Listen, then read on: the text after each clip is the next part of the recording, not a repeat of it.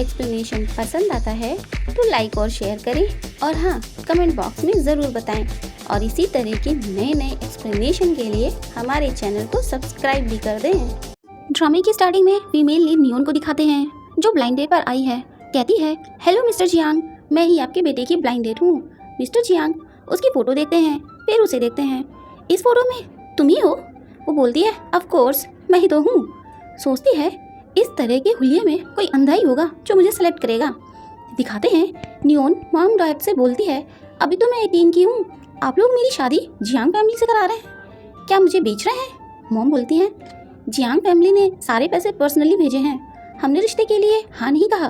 Dad बोलते हैं, कोई ज़बरदस्ती नहीं है, तुम शादी नहीं करना चाहती तो मत करो, मैं अपनी बेटी को प्रोटेक्ट करने के लिए अपनी लाइफ पे भी रिस्क ले लूँगा। निहोन कहती है, जियांग फैमिली तो बहुत ही पावरफुल है, हम उन्हें अफेंड नहीं कर सकते। मेरे पास एक ज़बरदस्त आइडिया है, वो खुद ही रिजेक्ट कर देंगे, इसीलिए वो ऐसे लुक में डेट पर आती है। लेकिन होता बिल्कुल उल्टा है। मिस्टर जियांग कहते हैं, तुम मेरे बेटे के लिए बिल्कुल परफेक्ट हो।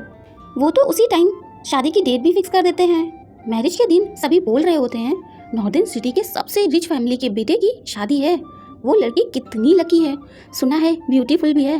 पर जब नियोन की स्टेज पर एंट्री होती है तो सब शॉक्ड और हंसते हैं, इतनी अगली वाइफ कहाँ से उठा लाए, तभी तो ग्रूम अपनी ही शादी में नहीं आया। नियोन सोचती है, अच्छा हुआ नहीं आया, वरना मैंने उसे रैप्टा मार देना था। नियोन वॉशरूम में होती है, कौन है? अरे तुम अंदर कैसे आए? वो कहता है, दिखावा करना बंद भी करो, तुम ही थी ना मुझे शादी करने के लिए मरी जा रही थी, अब मुझे पहचानती भी नहीं हो। ओह अच्छा, तुम ही हो मेरे हस्बैंड जियांग चेन यू। वो उसकी गर्दन पकड़ लेता है, बोलता है, गू फैमिली में अपनी बिजनेस के फायदे के लिए तुमने मेरे सर मर दिया, ज़बरदस्ती शादी करवा के।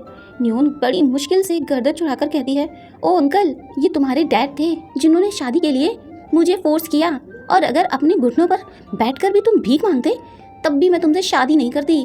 वो बोलता है, अच्छा अब देखो कौन घुटनों पर आएगा और कौन भीख मांगेगा। वो कॉल करके गू फैमिली के सारे शेयर्स लेने को कहता है। नियोन उसे पकड़कर बोलती है, यू बास्टर्ड कहीं के। वो उसका हाथ झटक देता है, तभी नियोन का टॉवल गिर जाता है।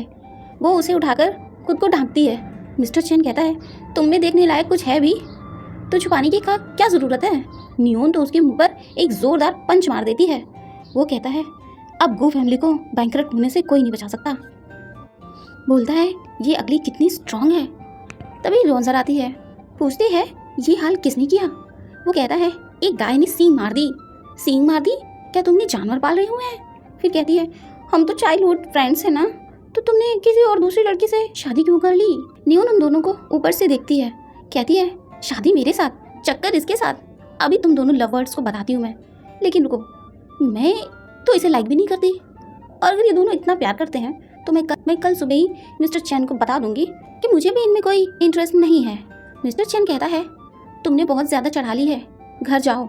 नेक्स्ट मॉर्निंग में ब्रेकफास्ट पर नियोन चैन की सिस्टर इन लॉ को गुड मॉर्निंग विश करती है, लेकिन वो तो मुंह चढ़ाते हुए बोलती है, तभी मैं सोचूं कि गली की आवारा डॉगी जैसी स्मेल क्यों आ रही है।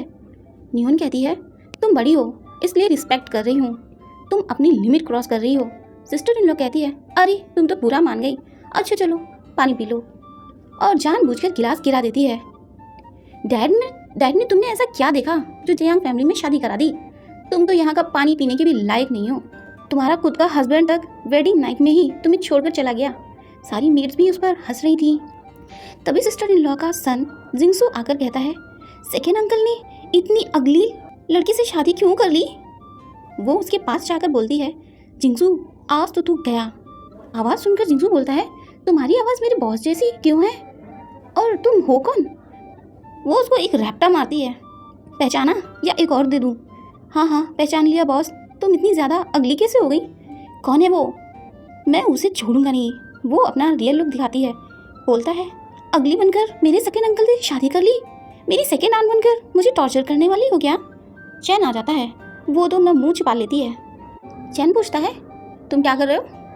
सेकेंड अंकल, आंट का कुछ खो गया है, वही ढूंढने में हेल्प कर रहा हूँ। चैन के जाने के बाद वो कहता है, आपने सेकेंड अंकल से झूठ बोला, ये उन्हें पता नहीं चलना चाहिए। एक ने उनसे झूठ बोला था, उन्होंने उसके हाथ पैर काटकर कुत्ते को दे दिए थे। निहोन कहती है, तुम्हारा सेकेंड अंकल इतना खतरनाक है, जिंगसू बोलता है अब मैं तो चला ऑफिस, वरना अगली बारी मेरी होगी। अब तक बड़ी मुश्किल से खुद को बचा कर रखा है। वो सोचती है खुद को और अपनी फैमिली की सेफ्टी के लिए अगली होने का झूठ तो उसे पता चलने नहीं देगी। रोंजर चिकन सूप में कुछ मिला रही थी, तभी वो न्यून को देख लेती है और वहाँ से भाग लेती है। चैन आ जाता है, कहता है मेरे लिए सूप बनाया है, मुझे सेड्यूस करना चाहती हो?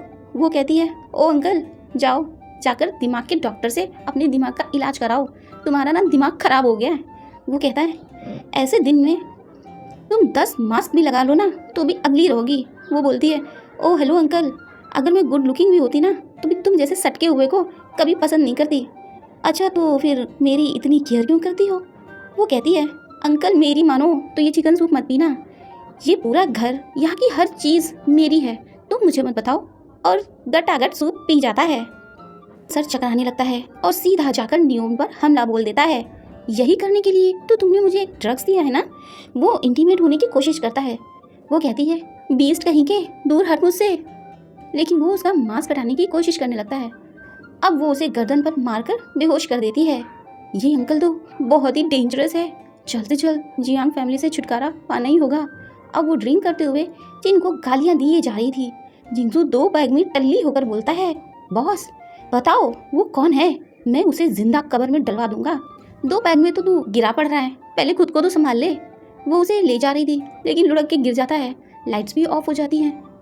रॉन्जर उसे देखकर बोलती है ये अगली लड़की किसी और के साथ मजे कर रही है, और चैन को कॉल कर देती है। चैन वहाँ पहुंचकर नियो की गर्दन दबोच लेता है, लेकिन वो तो अपना मुंह छुपाने में लगी रहती है कि कहीं उसका झूठ सामने ना आ जाए। वो बोलता है घर पे मुझे फंसाने के लिए ड्रग्स दिया, तुम बिना कपड़ों के भी मेरे सामने आ जाओ तो भी मैं तुम्हें पलट कर ना देखूं। वो बोलती है मैंने तो सूप पीने से मना किया था और अब मुझे ही ब्लेम कर रहे हो। वो उसके मिडिल स्टम्प पर लात मार के भाग लेती है और चैन अपना गुस्सा गिरे पड़े जिंगसू को लात मार के निकालता है।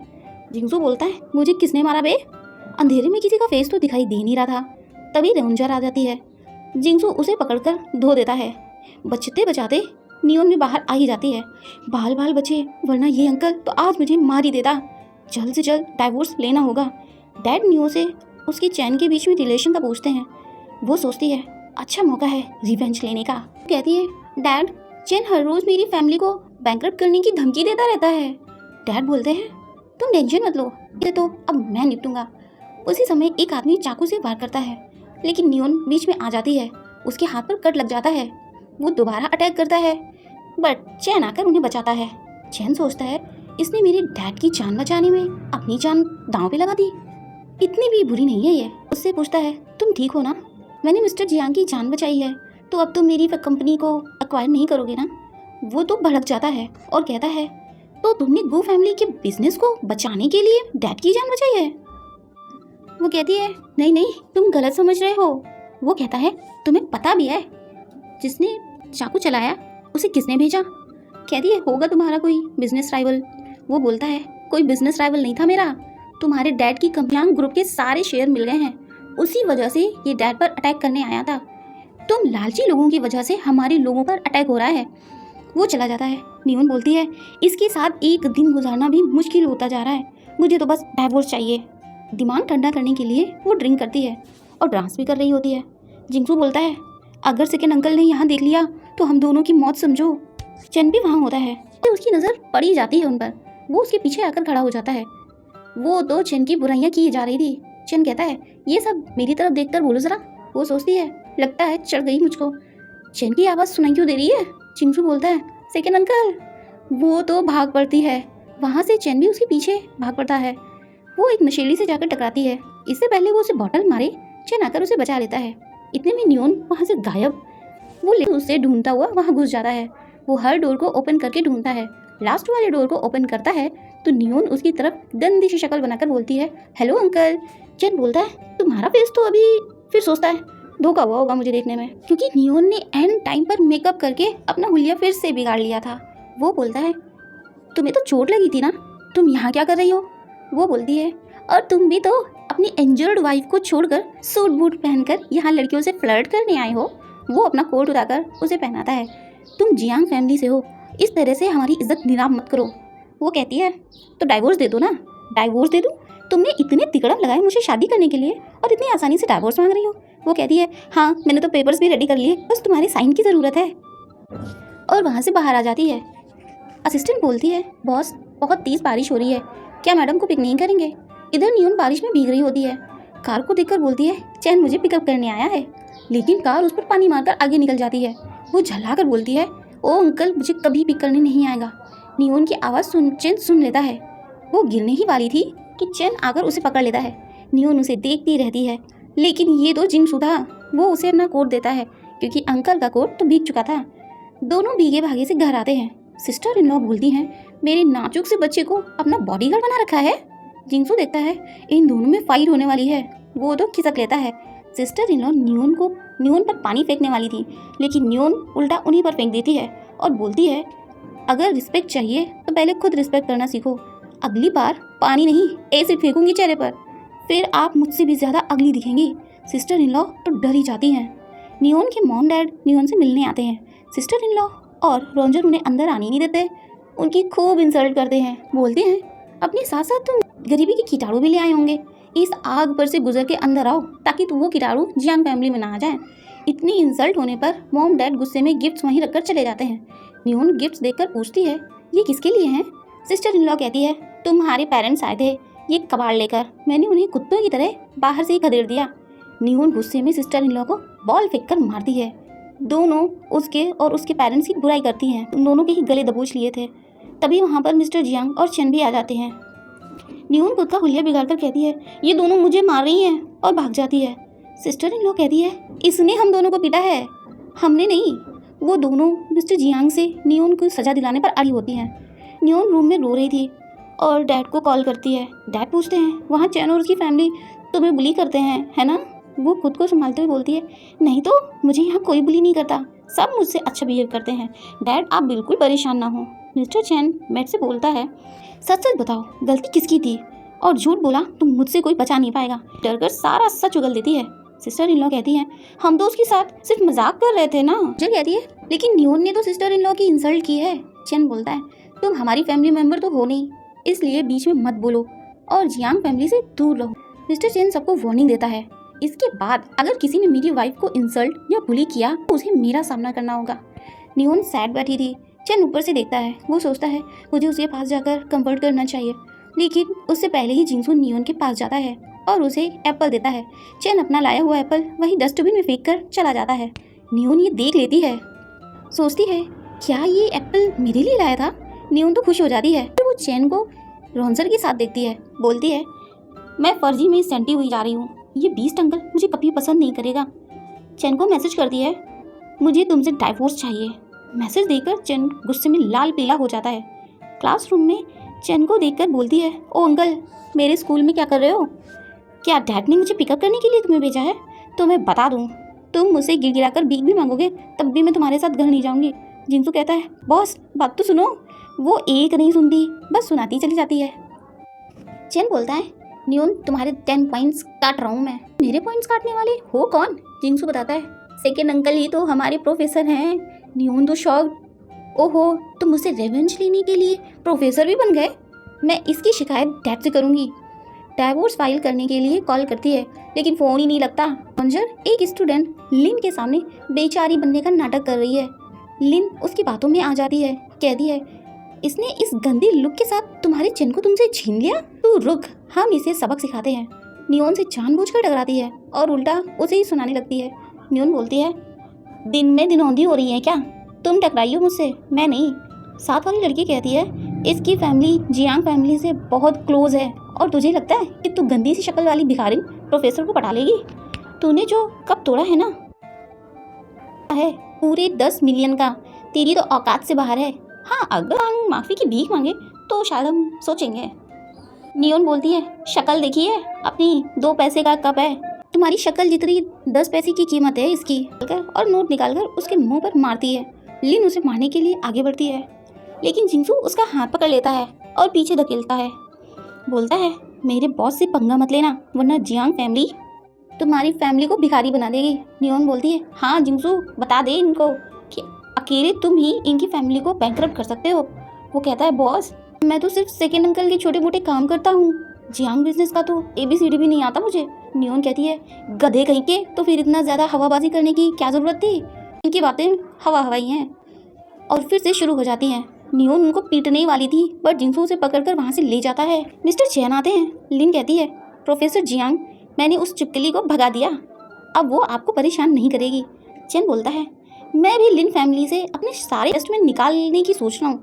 लिन कहती है ऐसे तो मेरी फैमिली बैंकरप्ट हो जाएगी। वो बोलता है ऐसी गलती दोबारा मत करना। जिंसू नियो का गुस्सा शांत कराने की कोशिश कर रहा था। वो कहती है शांति रखो अपनी जेब में, मैं इसकी खाल उधेड़ दूंगी।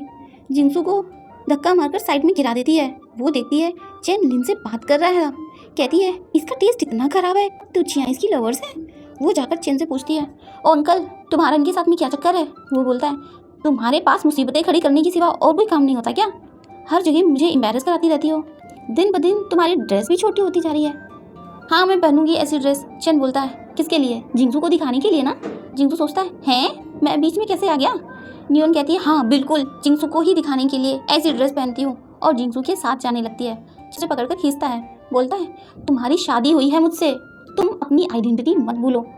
अगर फ्यूचर में हम दोनों का डाइवोर्स हो भी जाए ना, तो भी मैं तुम दोनों की दाल गलने नहीं दूंगा। और चला जाता है। रेंजर बोलती है ये लिन तो खुश हो गई, अब मुझे ही कुछ करना होगा। नियोन मिस्टर जियोंग को कॉल करती है आपके बेटे ने मिस्टर झंडू ने मेरी लाइफ झंड बना दी है, मेरे पॉइंट्स भी काट लिए। मिस्टर जियांग बोलते हैं मैं अभी कॉलेज आता हूँ, उस नालायक की वॉट लगा दूंगा मैं। नियोन क्लास में आती है।